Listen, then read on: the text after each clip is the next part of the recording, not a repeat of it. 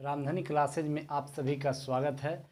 और अभी हम जैन धर्म को पढ़ा रहे हैं और इसमें पिछले क्लास में इसके बेसिक बातों को बताए थे और उसके बाद ऋषभदेव और पार्श्वनाथ के बारे में बताए थे। और आज के क्लास में हमने महावीर के बारे में बताने जा रहे हैं। तो इसमें सबसे पहले इनके कुछ बेसिक बातों को देखेंगे। तो सबसे पहले देखेंगे कि महावीर स्वामी का जन्म जो हुआ, जन्म वह 540 ईसा पूर्व में हुआ। कब हुआ? 540 ईसा पूर्व में हुआ। और यह कहाँ हुआ? यह कुंड ग्राम वैशाली कुंड ग्राम वैशाली में हुआ है। और उसके बाद हम लोग देखेंगे इनके पिता का जो नाम हुआ वह आपको सिद्धार्थ। वज्जी संघ के प्रधान थे। वज्जी संघ के प्रधान। कहाँ के प्रधान थे? तो वज्जी संघ के प्रधान थे। और इनका जो कुल था, वह आपको क्या था? क्षत्रिय कुल के थे। और उसके बाद अब हम लोग देखेंगे कि इनकी जो माता का नाम था, माता का नाम त्रिशला था। त्रिशला चेटक की बहन थी। और उसके बाद अब हम लोग देखेंगे कि बचपन का नाम, इनके जो बचपन का नाम है वह क्या है? वर्धमान महावीर। तो यहाँ से अब हम लोग देखेंगे कि इनके जो पत्नी का नाम हुआ, तो पत्नी का नाम इनका क्या हुआ? यशोदा। और उसके बाद देखेंगे कि इनके जो पुत्री का नाम है, पुत्री का नाम क्या हुआ? अनुजया, या इसी को प्रियदर्शनी भी बोला। और यहाँ पर हम लोग ध्यान देंगे कि इनकी जो पुत्री का शादी हुआ है, पुत्री यानी कि इनका दामाद हो गया, तो दामाद जो हुए वह आपको जमाली से हुआ है। और उसके बाद हम लोग देखेंगे कि यहाँ से जो महावीर स्वामी हैं वह गृह जो त्याग किए, गृह त्याग जो किए वह 30 वर्ष की अवस्था में और उसके बाद इन्होंने गृह त्याग किए। और उसके बाद इनको जो ज्ञान की प्राप्ति हुई वह ज्ञान की प्राप्ति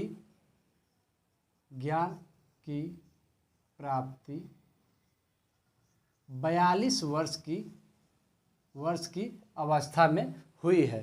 तो यहाँ से हम लोग ध्यान देंगे कि इनको जो ज्ञान की प्राप्ति हुई वह 12 वर्षों की कठिन तपस्या के बाद, 12 वर्ष की कठिन तपस्या, 12 वर्ष की कठिन तपस्या के उनके बाद इनको ज्ञान की प्राप्ति हुई। और जिस पेड़ के नीचे ज्ञान की प्राप्ति हुई वह पौधा कौन सा था? तो साल वृक्ष के नीचे इनको ज्ञान की प्राप्ति हुई। और जो नदी था, जिस नदी के किनारे इनको ज्ञान की प्राप्ति हुई, ऋजु पालिका नदी। इनको जो ज्ञान की प्राप्ति हुई वह ऋजु पालिका नदी के किनारे हुआ। और उसके बाद हम लोग देखेंगे ग्राम जिरिम्भिक। इनको जो ज्ञान की प्राप्ति हुआ वह कौन सा गांव में हुआ? तो जिरिम्भिक ग्राम में हुआ। और उसके बाद हम लोग देखेंगे ज्ञान की जो प्राप्ति हुआ उसे कैवल्य कहा गया, कैवल्य। उसके बाद जब इन्हें ज्ञान की प्राप्ति हो गया तो इन्हें जीन या विजेता कहा जाने लगा। जीन या विजेता कहा जाने लगा। और इन महावीर स्वामी से पहले 23 तीर्थंकर थे। और उसके बाद इनका जो नंबर हो गया वह 24वें हो गए, 24वें तीर्थंकर इन्होंने कहलाए। तो यहाँ से हम लोग देखें कि महावीर स्वामी 24वें तीर्थंकर कहलाए। और उसके बाद हम लोग देखें कि इनका जो जन्म हुआ 540 ईसा पूर्व में हुआ और कुंडल ग्राम वैशाली में हुआ। उसके बाद हम लोग देखें कि इनका पिता का जो नाम हुआ वह सिद्धार्थ हुआ। तो यहाँ से हम लोग देखें कि जैन धर्म के जो 24वें तीर्थंकर हुए वह महावीर स्वामी हुए और उसके बाद इनका जन्म 540 ईसा पूर्व में कुंडल ग्राम वैशाली में हुआ। उसके बाद देखें कि इनका जो पिता का नाम हुआ वह सिद्धार्थ हुआ और यह वज्जी संघ के प्रधान हुए और इनका जो कुल हुआ वह क्षत्रिय कुल के थे। उसके बाद देखें कि इनका जो माता था वह त्रिशला हुई और इनके बचपन का नाम वर्धमान महावीर हुआ और उसके बाद इनके पत्नी का नाम यशोदा है और पुत्री का नाम अनोजिया या इन्हीं को प्रियदर्शनी भी कहा जाता है। और उसके बाद प्रियदर्शनी का ही पति जमाली हुआ और उसके बाद हम लोग देखें कि इनका जो गृह त्याग हुआ वह 30 वर्ष की अवस्था में हुआ और उसके बाद गृह त्याग के बाद 12 वर्षों की कठोर तपस्या के बाद 42 वर्ष की अवस्था में इन्हें ज्ञान की प्राप्ति हुई और उसके बाद देखें कि जिस पेड़ के नीचे इन्हें ज्ञान की प्राप्ति हुई वह साल वृक्ष था और उसके बाद देखें कि इन्हें ऋजुपालिका नदी के किनारे ज्ञान की प्राप्ति हुई। जिम्बिक गांव में इन्हें ज्ञान की प्राप्ति हुई और ज्ञान प्राप्ति यानी कि कैवल्य जब प्राप्ति हुआ तो उसके बाद इन्हें जीन या विजेता कहा जाने लगा और इनका अन्य भी नाम है, अन्य नाम जीन, अरहत,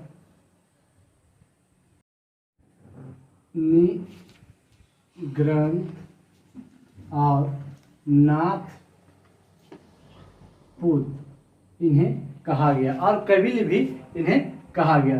तो यहाँ से जो इम्पोर्टेंट पॉइंट था वह सभी पॉइंट को हम लोगों ने कवर किए। अब हम लोग आगे की ओर चलते हैं। अब हम लोग यहाँ से इम्पोर्टेंट पॉइंट की ओर चलते हैं। तो यहाँ से देखेंगे महावीर स्वामी ने मोक्ष प्राप्ति के लिए त्रिरत्न दिए। मोक्ष प्राप्ति हेतु त्रिरत्न। इसमें क्या क्या दिए? सम्यक दर्शन और सम्यक ज्ञान और सम्यक आचरण। तो यहाँ से जो इम्पोर्टेंट पॉइंट है वह सभी पॉइंट को हम लोग देखेंगे और उसके बाद हम लोग देखें कि पार्श्वनाथ के द्वारा 4 महाव्रत दिया गया था, यानी कि उनके द्वारा 4 शिक्षा दिया गया था और वह महाव्रत है महाव्रत अहिंसा, सत्य और असत्य। और उसके बाद हम लोग देखें कि अपरिग्रह। यहाँ पर यह जो चारों पॉइंट है यह कौन दिए थे? तो यह पार्श्वनाथ के द्वारा दिया गया। और उसके बाद इसमें एक जो अगला पॉइंट है वह है ब्रह्मचर्य और यह जो ब्रह्मचर्य है वह महावीर स्वामी द्वारा जोड़ा गया। महावीर स्वामी। तो यहाँ से जो इम्पोर्टेंट पॉइंट था वह हम लोग देखें कि मोक्ष प्राप्ति के साधन हेतु यह त्रिरत्न महावीर स्वामी के द्वारा दिया गया। उसमें सम्यक दर्शन, सम्यक ज्ञान और सम्यक आचरण हुआ। और उसके बाद 5 महाव्रत जो पार्श्वनाथ के द्वारा दिया गया उसमें अहिंसा, सत्य, असत्य, अपरिग्रह और 5वां जो ये है वह महावीर के द्वारा दिया गया। अहिंसा के मतलब हिंसा नहीं करना, सत्य के मतलब सदा सत्य बोलना, असत्य मतलब चोरी नहीं करना और उसके बाद अपरिग्रह के मतलब संपत्ति नहीं रखना। और उसके बाद ब्रह्मचर्य का मतलब हुआ इंद्रिय निग्रह करना या ब्रह्मचर्य का पालन करना। तो यहाँ से जो इम्पोर्टेंट पॉइंट था वह हम लोगों ने कवर किए। अब हम लोग आगे देखते हैं। उसके बाद हम लोग देखेंगे महावीर स्वामी द्वारा प्रथम जो उपदेश दिया गया, प्रथम उपदेश वह कहाँ दिया गया? तो प्रथम उपदेश आपको राजगीर में दिया गया, राजगीर। और उसके बाद देखेंगे कि पावापुरी में, पावापुरी में एक जैन संघ बनाए, जैन संघ। क्यों? क्योंकि जैन धर्म के प्रचार प्रसार के लिए पावापुरी में एक जैन संघ बनाए। और उसके बाद हम लोग देखेंगे इनका जो उपदेश दिया गया वह प्राकृत भाषा में दिया गया, प्राकृत भाषा। और उसके बाद हम लोग देखेंगे इनका जो प्रथम शिष्य जो हुआ महावीर स्वामी का प्रथम शिष्य जमाली, यह जो थे वह महावीर स्वामी के दामाद थे। और उसके बाद हम लोग देखेंगे प्रथम शिष्या यानी कि प्रथम महिला जो शिष्य बनी वह कौन हुई? चंदना। और यह जो चंदना हुई वह दधि वाहन की पुत्री थी। तो यहाँ से जो इम्पोर्टेंट पॉइंट है उस सभी को हम लोगों ने कवर कर रहे हैं। तो यहाँ से अब हम लोग देखेंगे महावीर स्वामी के शिष्यों की संख्या कितनी थी? तो 11 शिष्य थे, प्रमुख शिष्य थे। और इसे ही गंधर कहा जाता था, गंधर। यही कहीं कहीं बुक में आपको मिलेगा कि महावीर स्वामी ने अपने शिष्यों को 11 गंधारों में विभक्त किए थे। और उसके बाद एक जो गंधर था, प्रथम गंधर था, वह कौन था? गौतम स्वामी। और उसके बाद एक और इम्पोर्टेंट पॉइंट देखेंगे कि महावीर स्वामी के मृत्यु के बाद, महावीर स्वामी का मृत्यु कब हुआ था? 468 ईसा पूर्व में। 468 ईसा पूर्व में कहाँ हुआ? तो पावापुरी। कहाँ हुआ? पावापुरी में। और यह मल्ल राजा के राजप्रसाद के दौरान इनकी मृत्यु हो गई। और उसके बाद अब हम लोग देखेंगे इनकी जो मृत्यु हुई वह 72 वर्ष की अवस्था में, 72 वर्ष के थे महावीर स्वामी जब इनकी मृत्यु हो गई। और इनकी मृत्यु के बाद सुधर्मन ऐसा गंधर्व था जो महावीर स्वामी के मृत्यु के बाद भी जिंदा था। और यह अंतिम गंधर्व था, अंतिम गंधर्व था। तो यहाँ से जो इम्पोर्टेंट पॉइंट था वह सभी पॉइंट को हम लोगों ने देखे। तो यहाँ से देखे कि महावीर स्वामी जो प्रथम उपदेश दिए वह राजगीर में दिए और यह प्राकृत भाषा में दिए। उसके बाद हम लोग देखे पावापुरी में जैन संघ का निर्माण जैन धर्म के प्रचार प्रसार के लिए किए। और उसके बाद हम लोग देखे कि प्रथम जो इनका शिष्य हुआ इनका ही दामाद जमाली हुआ। और उसके बाद प्रथम शिष्या यानी कि प्रथम महिला जो जैन धर्म को ग्रहण किए वह कौन हुई? चंदना हुई। उसके बाद हम लोग देखे कि इनके जो कुल प्रधान शिष्य की संख्या थी वह 11 थी, जिसे गंधर कहा जाता था। और प्रथम गंधर के रूप में गौतम स्वामी था और अंतिम शिष्य के रूप में सुधर्मन था, जो कि महावीर के मृत्यु के बाद भी जिंदा थे। उसके बाद हम लोग देखे कि महावीर स्वामी का मृत्यु जो हुआ वह 468 ईसा पूर्व में पावापुरी में हुआ। और उस समय इनका जो उम्र था वह 72 वर्ष के थे। तो यहाँ से जो इम्पोर्टेंट पॉइंट थे वह सभी को हम लोगों ने देखे। अब हम लोग आगे की ओर चलते हैं। तो यहाँ से हम लोग अब इम्पोर्टेंट पॉइंट की ओर चलते हैं और सबसे पहले देखेंगे जैन संगीतियाँ। तो देखेंगे कि 2 जैन संगीतियाँ यानी कि 2 जैन की महासभाएं हुई थी। तो यहाँ पर सबसे पहले लिख लेते हैं यहाँ पे प्रथम और द्वितीय, प्रथम और द्वितीय। यह जो प्रथम हुई थी वह 300 ईसा पूर्व में हुई थी। कब हुई थी? 300 ईसा पूर्व में। और जो द्वितीय संगीति हुई थी वह 512 ईस्वी में हुई थी। और यही कहीं कहीं आपको छठी सदी में या शताब्दी में देता है। तो यहाँ से जो इम्पोर्टेंट पॉइंट है वह सभी पॉइंट को हम लोग देखेंगे। और यह जो प्रथम संगीति हुआ था वह आपको पाटलिपुत्र में हुआ था। कहाँ हुआ था? पाटलिपुत्र पुत्र में हुआ था। और इसकी जो अध्यक्षता की थी वह कौन किए थे? तो स्थूलभद्र। और उसके बाद देखेंगे कि यह जो जिनके शासन काल में हुआ था, शासन काल किसका था? चंद्रगुप्त मौर्य का। किनके शासन काल में हुआ था? शासन काल। किनके शासन काल में हुआ था? तो चंद्रगुप्त मौर्य के शासन काल में हुआ था। और अध्यक्ष कौन थे?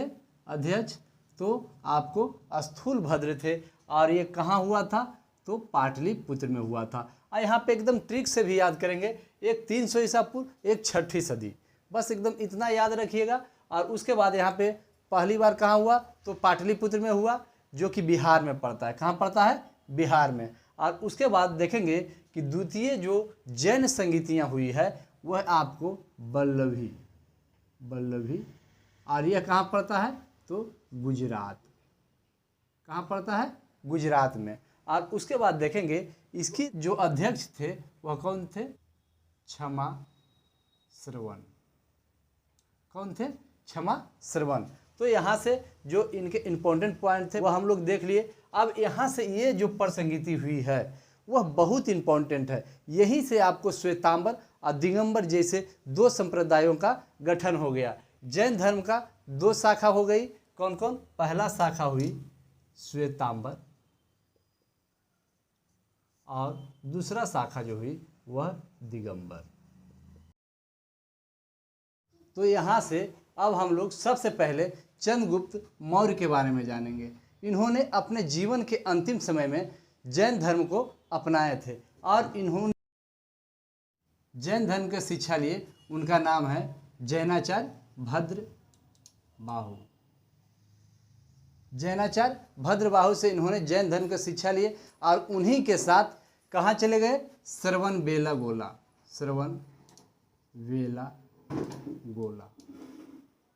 श्रवणबेलागोला यह मैसूर में पड़ता था। मैसूर, जो कि अभी वर्तमान में कर्नाटक के नाम से भी जाना जाता है। यहीं चले गए और यहीं उन्होंने अपने जीवन के अंतिम समय बिताए और इन्होंने जैन धर्म के एक प्रक्रिया को अपनाया जिसका नाम है संलेखना विधि के द्वारा इनकी मृत्यु हुई। तो यह संलेखना विधि क्या है? जैन धर्म में यह एक विधि है और इसके द्वारा आप भूखे प्यासे रहकर अगर अपना शरीर का त्याग करते हैं तो आपको जीवन और मृत्यु से छुटकारा हो जाएगा। तो यही प्रक्रिया चंद्रगुप्त मौर्य के द्वारा अपनाया गया। तो यहाँ से अब हम लोग दूसरे स्टेप में चलते हैं। तो यहाँ से हम लोग देखेंगे जब प्रथम जैन संगीति 300 ईसा पूर्व में हुई, उसके बाद मगध में 12 वर्षों का भीषण अकाल पड़ा। और जब अकाल पड़ा तो कुछ जो जैन भिक्षु थे वह भद्रबाहु के साथ कर्नाटक चले गए। और उसके बाद कुछ जो जैन भिक्षु है वह स्थूलभद्र के साथ, किनके साथ?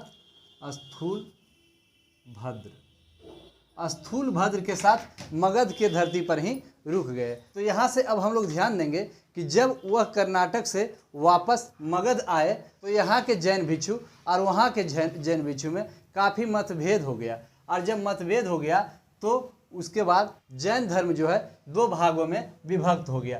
एक श्वेतांबर हो गया और एक दिगंबर हो गया। तो जो कर्नाटक से आए थे वह नग्न अवस्था में रहते थे। कैसी अवस्था में? नग्न। और जो यहाँ पे मगध में रहे जो स्थूलभद्र के साथ वह श्वेत वस्त्र को धारण करते थे। तो जो नग्न अवस्था में रहते थे उसे दिगंबर और जो श्वेत वस्त्र को धारण करते हैं उन्हें श्वेतांबर कहने लगे।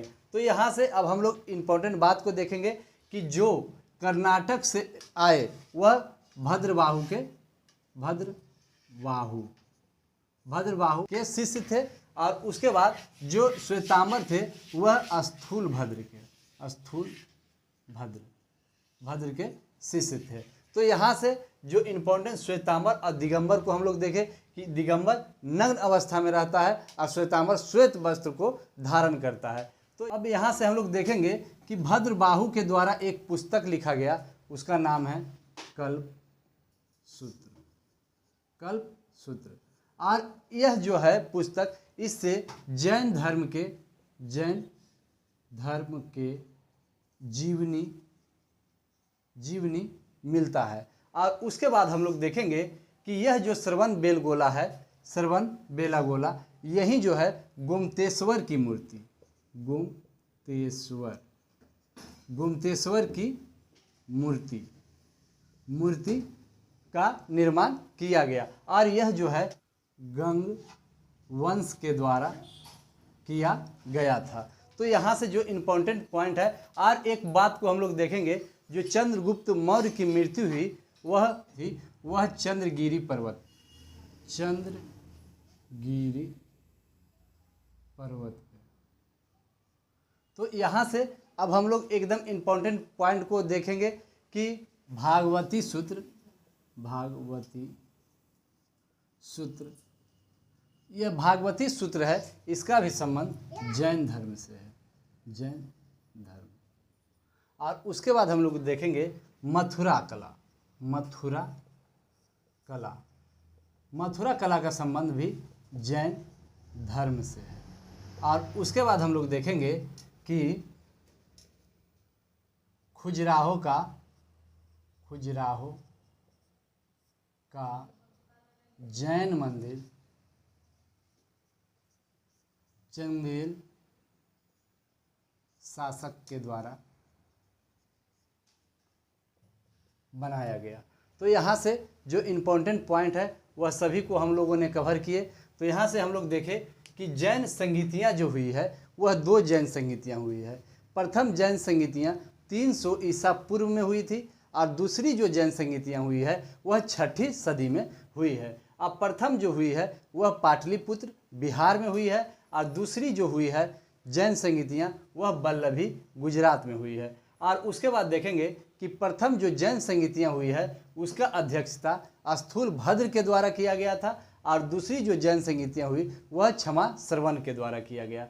और देखें कि प्रथम जो जैन संगीतियाँ हुई उस समय किसका कार्यकाल था, तो चंद्रगुप्त मौर्य का शासनकाल था। उसके बाद हम लोग देखें चंद्रगुप्त मौर्य में कि इन्होंने जो है अपने जीवन के अंतिम समय में जैन धर्म को अपनाए, और जैन धर्म के शिक्षा जैनाचार्य भद्रबाहु से लिए। उसके बाद हम लोग देखें कि उन्होंने भद्रबाहु के साथ कर्नाटक गए, और वहीं श्रवण बेलगोला जो मैसूर में पड़ता है, और वहीं चंद्रगिरी पर्वत पे अपने भूखे प्यासे रहकर अपना शरीर को त्याग किए, और उस विधि को संलेखना विधि भी कहा जाता है। उसके बाद हम लोग देखें कि गोमतेश्वर की मूर्ति वहीं श्रवण बेलागोला में है, कर्नाटक में ही पड़ता है। और उसके बाद हम लोग देखें कि प्रथम जैन संगीति के बाद मगध में 12 वर्षों का भीषण अकाल पड़ा, और उसके बाद हम लोग देखें कि कुछ जो जैन भिक्षु थे वह भद्रबाहु के साथ कर्नाटक चले गए, और कुछ जो है जैन भिक्षु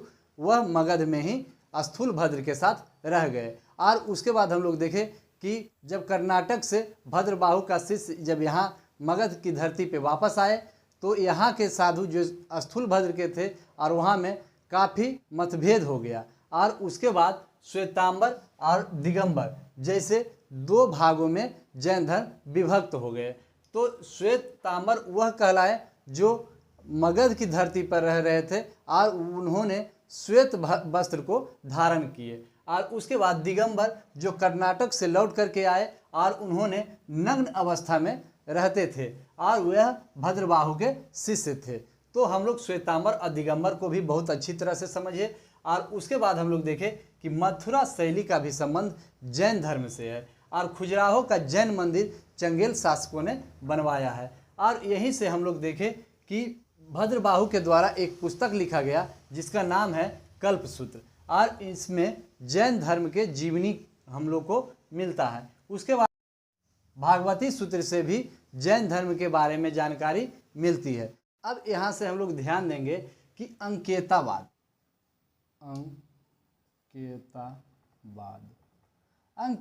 का संबंध जैन धर्म से है। किससे है? जैन धर्म से। और एक अभिलेख है हाथी गुफा अभिलेख, हाथी गुफा अभिलेख। यहाँ से जो है वह जैन मूर्ति पूजा, जैन मूर्ति पूजा का प्राचीनतम प्रमाण हम लोग को हाथी गुफा अभिलेख से ही मिलता है।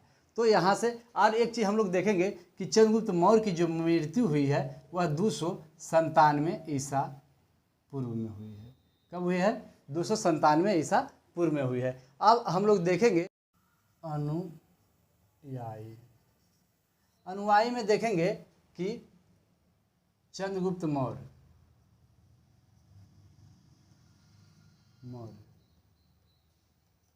उदयन, कलिंग, राज, खारवेल, चंदेल शासक और राष्ट्रकूट। तो यहाँ से जो इम्पोर्टेंट पॉइंट थे वह सभी पॉइंट को हम लोगों ने कवर किए। तो यहाँ से देखें कि हाथी गुफा अभिलेख जिससे प्राचीनतम जैन मूर्ति पूजा का प्रमाण मिलता है। उसके बाद देखें अंकेतावाद का भी संबंध किससे है? तो जैन धर्म से है। और उसके बाद इनके अनुयायी को देखें, चंद्रगुप्त मौर्य, उदयन, खारवेल और चंगेल शासक और राजपूत शासक भी इसमें आते हैं। तो आज के लिए इतना ही, अब अगले क्लास में